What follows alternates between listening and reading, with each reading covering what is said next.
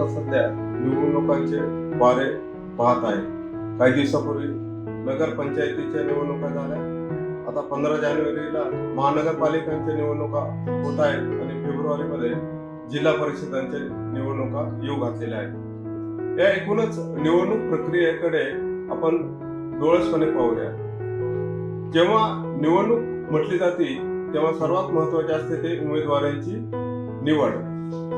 तर आजचं कटू वास्तव आहे की सर्वच राजकीय पक्ष एकाच सूत्राच्या आधारे उमेदवारांची निवड करतात आणि ते सूत्र म्हणजे आपल्या देशातील, आपल्या राज्यातील मतदार मूर्ख आहेत या एकाच सूत्राला गृहीत धरून सर्व राजकीय पक्ष निवडणुकांना सामोरे जाताना दिसतात.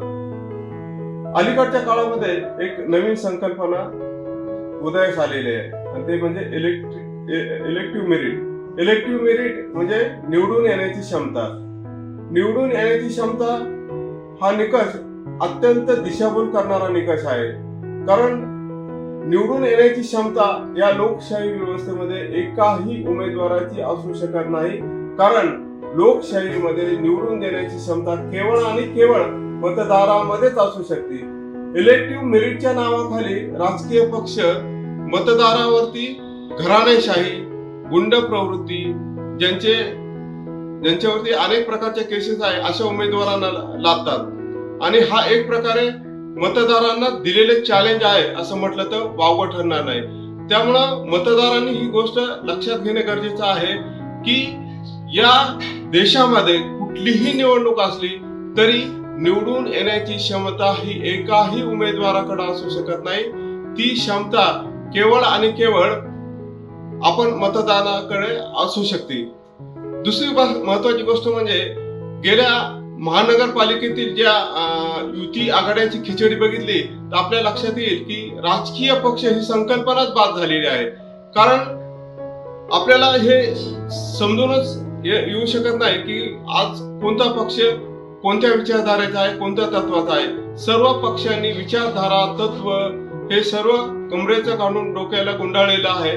त्यामुळे पक्ष संकल्पना ही पूर्णतः बाद झालेली आहे. आपल्याला मतदारांनी देखील अशाच पद्धतीने मतदान करताना पक्ष संकल्पना ही निखलासपणे पूर्णतः बाजूला सारून मतदान करण्याची नवीन संस्कृती उदयास आणायला हवी. मतदान करताना आपण पक्ष न पाहता त्या उमेदवाराची पार्श्वभूमी, त्या उमेदवाराची सामाजिक चळवळ, त्या उमेदवाराचा प्रामाणिकता, त्या उमेदवाराची शैक्षणिक पात्रता या सर्व गोष्टी बघून पक्षविरहित पद्धतीने जो उमेदवार आपल्या लोकशाहीच्या दृष्टीने खऱ्या अर्थाने पात्र आहे अशाच उमेदवाराला जोपर्यंत आपण मतदान देण्याची प्रक्रिया सुरू करत नाही तोपर्यंत ही आपल्या राज्यातील सर्व पक्ष आपल्यावरती इलेक्टिव्ह मेरिटच्या नावाखाली जे उमेदवार लादतायत, जी घराणेशाही लादतायत त्याला प्रतिबंध केला जाऊ शकत नाही. प्रत्येक उमेदवार ही विकासाची भाषा करतो. प्रश्न हा आहे की ज्या उमेदवार आज नगरसेवक पदासाठी निवडणूक लढत आहे ते देखील विकासाची भाषा करतात. मग प्रश्न हा निर्माण होतो की गेल्या 5-10 वर्ष तुम्ही नगरसेवक असताना नेमके केलं काय? आज पुन्हा तुम्हाला विकासाची भाषा का करावी लागते? आणि दुसरी गोष्ट म्हणजे जे नव्याने येणारे उमेदवार आहेत ते देखील विकासाचे स्वप्न दाखवताना दिसतात, परंतु ते देखील केवळ विकासाचा आभास निर्माण करताना दिसतात. कुठल्याही उमेदवाराकडे आजच्या घडीला आगामी 5 वर्षात तुम्ही नेमका विकास कशा पद्धतीने करणार आहोत याबाबतचा कुठल्याही प्रकारचा आराखडा नसतो. त्यामुळं आता मतदारांनी आगामी महानगरपालिका निवडणुकामध्ये अत्यंत डोळस पद्धतीने मतदान करण्याची गरज आहे. एक गोष्ट लक्षात घ्या, व्यवस्था ही कधीही स्वतः बदलत नाही. त्याची सुरुवात ही प्रत्येक नागरिकाकडून होत असते आणि लोकशाहीचा 5वा स्तंभ या नात्याने आपल्याला निवडणुकीचे वस्त्रहरण थोपवायचे असेल आणि आगामी काळामध्ये निवडणुकांना खऱ्या अर्थाने पवित्रता आणायची असेल तर आपण सर्वांनी आणि प्रत्येक मतदारांनी एक गोष्ट लक्षात घेतली पाहिजे की जो चेंज तुम्हाला आवश्यक वाटतो लोकशाहीमध्ये त्याची सुरुवात आपण आपल्या स्वतःपासून करूया. मी मतदान विकणार नाही, मी राजकीय पक्ष पाहून मतदान करणार नाही, मी केवळ आणि केवळ तो उमेदवार, त्याची सामाजिक जाणीव, त्याची शैक्षणिक अर्हता, त्याची पार्श्वभूमी या सर्व गोष्टी लक्षात घेऊनच मतदान करेल.